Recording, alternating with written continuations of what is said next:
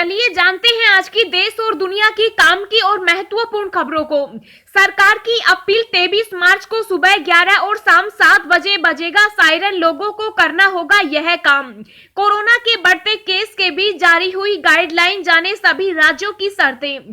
बड़ी चेतावनी, 10,000 रुपए का कटेगा चालान और 1 साल की होगी जेल अगर गाड़ी में किया यह काम। स्वास्थ्य मंत्री हर्षवर्धन ने कहा, शादी से पहले रक्त कुंडली भी मिलानी चाहिए। आखिर क्या है इसके पीछे लॉजिक? वैक्सीन लगने के बाद कितने दिन तक नहीं होगा कोरोना? एम्स डायरेक्टर ने दिया जवाब। सावधान, कोरोना वैक्सीन के नाम पर अगर कोई पैसे मांगे तो करे इस नंबर पर कॉल। जी हां दोस्तों, और भी बहुत बड़ी काम की खबरें निकल कर आ रही है, इसलिए वीडियो को शुरू से लेकर लास्ट तक जरूर देखना। और अभी तक आपने इस वीडियो को लाइक नहीं किया तो लाइक कर दीजिए। तो चलिए वीडियो स्टार्ट करते हैं। वैक्सीन लगने के बाद कितने दिन तक नहीं होगा कोरोना, एम्स डायरेक्टर ने दिया जवाब। जी हां, अखिल भारतीय आयुर्विज्ञान संस्थान के निदेशक डायरेक्टर गुलेरिया ने कहा कि कोविड-19 टीका 8 से 10 महीने तक संक्रमण से पूरी सुरक्षा देने में सक्षम हो सकता है। उन्होंने यह भी कहा कि टीके का कोई बड़ा दुष्प्रभाव सामने नहीं आया। गुलेरिया ने आईपीएस एसोसिएशन द्वारा आयोजित एक कार्यक्रम में कहा, कोविड-19 टीका 8 से 10 महीने और शायद इससे भी ज्यादा समय तक संक्रमण से पूरी सुरक्षा दे सकता है। उन्होंने कहा कि मामलों में उछाल का सबसे बड़ा कारण यह है कि लोगों को लगता है कि महामारी खत्म हो गई और वे कोविड से बचाव के नियमों का पालन नहीं कर रहे। स्वास्थ्य मंत्री हर्षवर्धन ने कहा, शादी से पहले रक्त कुंडली भी मिलानी चाहिए। आखिर क्या है इसके पीछे लॉजिक? जी हां, लोकसभा में एक सवाल के जवाब में स्वास्थ्य मंत्री हर्षवर्धन ने कहा कि शादी से पहले लड़के और लड़की की कुंडली मिलाने के साथ साथ उनके खून की रिपोर्ट का भी मिलान करना चाहिए। दरअसल सांसद मनोज कोटक ने थैलेसीमिया बीमारी को लेकर एक सवाल पूछा था। इसी सवाल का जवाब देते हुए स्वास्थ्य मंत्री ने इस बीमारी को रोकने के बारे में जानकारी दी। हर्षवर्धन ने कहा कि लोगों को रक्त कुंडली के जरिए शादी से पहले युवक और युवती के खून की जांच होनी चाहिए ताकि उन्हें इसी हिसाब से मेडिकल सलाह दी जा सके। इससे यह सुनिश्चित हो सकेगा कि कपल के होने वाले बच्चे थैलेसीमिया के वाहक न बने।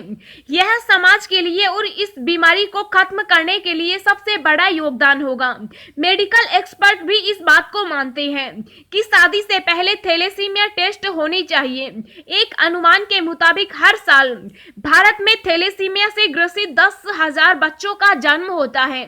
इसका सबसे बड़ा कारण है कि इस बीमारी को लेकर लोगों में जागरूकता नहीं है। परिणाम स्वरूप हर साल थैलेसीमिया से ग्रसित हजारों लोगों की मौत हो जाती है।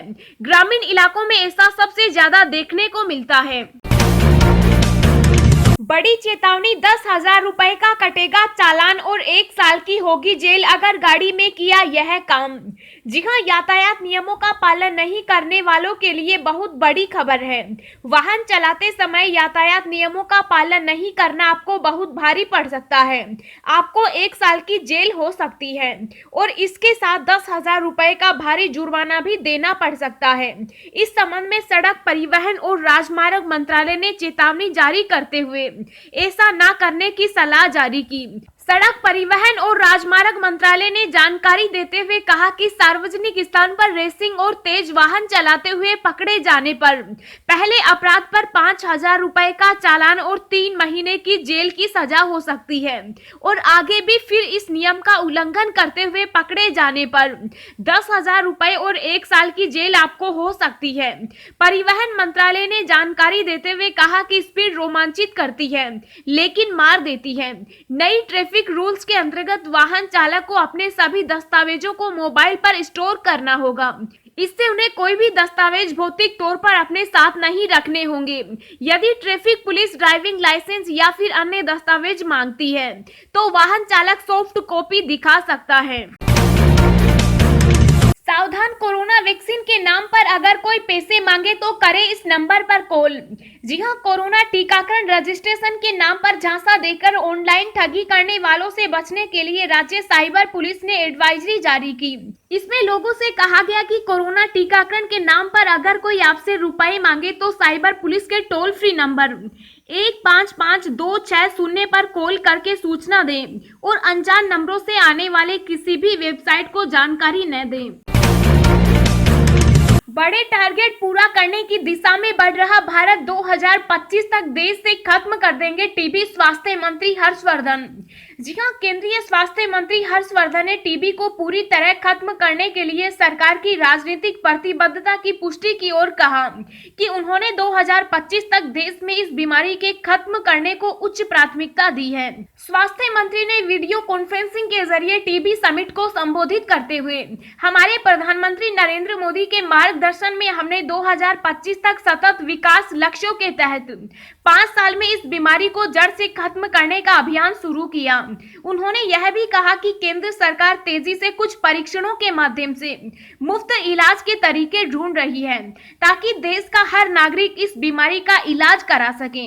साथ ही उन्हें दवा टीबी के साथ सभी लोगों के लिए मुफ्त इलाज, दवाओं और आहार के साथ वित्तीय और पोषण संबंधी सहायता भी दी जा सके। उन्होंने कहा कि हमारा ये अभियान एक टीबी मुक्त दुनिया के लिए एक नेता के रूप में भारत को आगे बढ़ाएगा। दोस्तों, अगली खबर जानने से पहले आपसे एक रिक्वेस्ट है कि इस वीडियो को बनाने में मुझे बहुत ज्यादा मेहनत लगती है, तो इस मेहनत के लिए वीडियो को एक छोटा सा लाइक जरूर करें। होली से पहले रेलवे का बड़ा ऐलान, महिलाओं की सेफ्टी से जुड़े 10 नियम किए जारी, फटाफट करें चेक।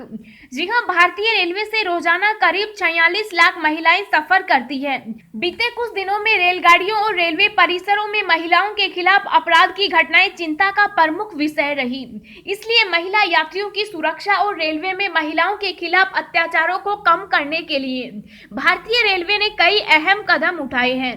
जैसे शौचालय सबसे आम स्थान है जहां अतीत में इस तरह की घटनाएं दर्ज की गई है और ऐसे में शौचालयों के पास लोगों के एकत्र होने पर रोक लगाई गई।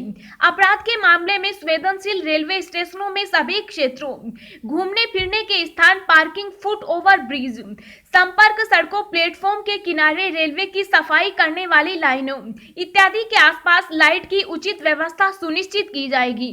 प्लेटफॉर्मों या वार्डों में काफी समय से खाली पड़े ढांचों और खंडर इमारतें जिनकी निगरानी नहीं होती, उन्हें इंजीनियरिंग विभाग से पता करे तुरंत ठहराया जाएगा। अनाधिकृत प्रवेश और निकास मार्गों से लोगों की आवाजाही को बंद किया जाएगा। रेलवे यार्डों और कोच डिपो में से किसी भी अनाधिकृत व्यक्ति को प्रवेश करने की अनुमति नहीं दी जानी चाहिए और ऐसे स्थानों पर प्रवेश प्रणाली नियंत्रित की जानी चाहिए। भारतीय रेलवे अपने यात्रियों को निःशुल्क इंटरनेट सेवा प्रदान कर रही है। इस प्रकार की सेवाओं को प्रदान करने वाले ऑपरेटरों के साथ यह सुनिश्चित किया जाना जरूरी है कि इस सेवा के माध्यम से पोर्न साइटों को तो नहीं देखा जा रहा। रेलवे स्टेशनों और रेलगाड़ियों में शराब पीने वाले व्यक्तियों को पकड़ने और उनके खिलाफ कार्रवाई करने के लिए विशेष अभियान चलाए जा सकते हैं। रेल यात्रियों के लिए सूचना, ट्रेन की टिकटों के पिछले हिस्से पर हेल्पलाइन नंबरों की पूरी जानकारी दी जाती है। अगर कोई भी परेशानी हो तो तुरंत दिए गए नंबर पर फोन कर सकते हैं। कोरोना के बढ़ते कहर को देख भारत ने की जंग तेज, सरकार ने दिया 12 करोड़ और वैक्सीन का ऑर्डर। जी हां, भारत में कोरोना वायरस के बढ़ते खतरे को देखते हुए केंद्र सरकार ने कोरोना वैक्सीन के 12 करोड़ खुराक का आदेश दिया। सरकार ने सीरम इंस्टीट्यूट ऑफ इंडिया और भारत बायोटेक को खुराक का आदेश दिया है। बता दें कि सरकार का ये फैसला ऐसे समय में आया जब देश में कोरोना वायरस एक बार फिर पैर पसार रहा है। अधिकारियों और विशेषज्ञों ने चेतावनी दी है कि यह वायरस की एक नई लहर हो सकती है जिसे देश के कई हिस्सों में देखा जा रहा है। बता दें कि भारत में अब तक लोगों के बीच इस्तेमाल के लिए केवल इन 2 टीकों को ही अनुमति दी गई है। क्यों न कहें कि बीजेपी को वोट न दो, टिकैत ने समझाया आखिर चुनाव के दौरान किस लिए छेड़ रखा है बिगुल। जी हां, कृषि कानूनों के मुद्दे पर केंद्र सरकार से सीधे टक्कर ले रहे भारतीय किसान यूनियन के नेता राकेश टिकैत अब हर चुनावी राज्य में जाकर किसानों और आम लोगों से भाजपा को वोट न देने की अपील कर रहे हैं। हाल ही के दिनों में टिकैत ने पश्चिम बंगाल का दौरा किया था। फिलहाल वे कर्नाटक के 3 दिवसीय दौरे पर हैं। जब उनसे पूछा गया कि क्या किसान आंदोलन राजनीति में प्रवेश कर गया, आप लोगों से अपील कर रहे हैं कि भाजपा को वोट मत दो, ये तो राजनीतिक अपील है। टिकैत ने बताया, हम क्यों न कहें कि उन्हें वोट न दें, हमने तो उन्हें वोट भी दिए। जब ये विपक्ष थे तो ये हमारे साथ थे, हमसे आंदोलन करवाए और कहा कि ये कांग्रेस बहुत खराब है। नेता ने कहा कि हम तो अब अपना आंदोलन तेज कर रहे हैं, आम जनता जनता को एमएसपी और जो कानून आ रहे हैं इस बारे में बता रहे हैं। टिकैत ने इससे पहले कहा, अगर हम देश में कहीं जा रहे हैं तो इसमें राजनीति कहां से आ गई। हम तो अपनी बात कहने जा रहे हैं, क्योंकि ट्रेन चल नहीं रही, किसान यहां आ नहीं रहे, ट्रेन बिक गई, प्राइवेट हो गई, उसके टिकट महंगे हो गए, इसलिए हम चले जाते हैं। उन्होंने आगे कहा, अगर हम बंगाल जाएंगे तो लोग चुनाव की बात करेंगे। इस बात पर हम भाजपा का प्रचार तो करेंगे नहीं कि भाजपा को वोट दो। देश में फिर तेजी से बढ़ रहा कोरोना, 24 घंटे में आए 44,000 से ज्यादा मामले। जी हां, एक बार फिर से देश में कोरोना के मरीजों में इजाफा हुआ। ताजा आंकड़े डराने वाले हैं। देश के कई राज्यों में लॉकडाउन और नाइट कर्फ्यू लगा दिए गए हैं। तो भारतीय स्वास्थ्य मंत्रालय की ओर से जारी किए गए आंकड़ों के मुताबिक बीते 24 घंटों में देश में 44,846 नए केस सामने आए, जबकि 198 लोगों की मौत हुई और 23,956 मरीज ठीक हुए। देश में अभी सक्रिय मामले 3,09,000 हैं। भारत में अभी तक 4,56,03,841 लोगों को कोरोना का टीका लग चुका है। कोरोना के बढ़ते केस के बीच जारी हुई गाइडलाइन, जाने सभी राज्यों की शर्तें। जी हां, कोरोना के बढ़ते संक्रमण को देखते हुए नए दिशा निर्देश जारी हुए। विमानन कंपनियों ने राज्य सरकारों की शर्तों के बारे में अपने यात्रियों को बताना शुरू कर दिया। इसके मुताबिक यूपी में भी नियमों में बदलाव किया गया। अब मुंबई और केरल से आने वाले यात्रियों के लिए विमान यात्रा से 72 घंटे भीतर की कोविड रिपोर्ट नेगेटिव होनी चाहिए। यदि मुंबई या केरल से आ रहे यात्री के पास कोविड नेगेटिव रिपोर्ट नहीं है तो उसका टेस्ट एयरपोर्ट पर ही किया जाएगा। जब तक यात्री की रिपोर्ट नेगेटिव नहीं आती है उसको क्वारंटीन रहना होगा। सभी राज्यों की क्या है शर्तें? दिल्ली, हरियाणा, हिमाचल, जम्मू कश्मीर में एयरपोर्ट पर थर्मल स्क्रीनिंग अनिवार्य है। सभी यात्रियों को मोबाइल में आरोग्य सेतु ऐप रखना अनिवार्य होगा। पंजाब के एयरपोर्ट पर आने वाले यात्रियों को वहां की सरकारी की कोवा ऐप डाउनलोड करनी होगी। बिहार, उत्तराखंड, पश्चिम बंगाल, गुजरात में महाराष्ट्र, केरल और पंजाब से आने वाले यात्रियों के लिए 72 घंटों के भीतर का RT-PCR नेगेटिव टेस्ट अनिवार्य। राजस्थान में केरल, महाराष्ट्र, गुजरात, MP, हरियाणा, पंजाब से आने पर 72 घंटों के भीतर की कोविड नेगेटिव रिपोर्ट जरूरी। महाराष्ट्र में दिल्ली, केरल, राजस्थान, गुजरात, गोवा के यात्रियों के लिए 72 घंटों के भीतर की कोविड नेगेटिव RT-PCR रिपोर्ट जरूरी। केरल में सभी यात्रियों के लिए 14 दिन का होम क्वारंटीन अनिवार्य। सरकार की अपील, 23 मार्च को सुबह 11 और शाम 7 बजे बजेगा सायरन, लोगों को करना होगा यह काम। जी हां, मध्य प्रदेश में कोरोना की दूसरी लहर के बीच भोपाल, इंदौर और जबलपुर में हर रविवार को कंप्लीट लॉकडाउन लगाने का फैसला किया गया।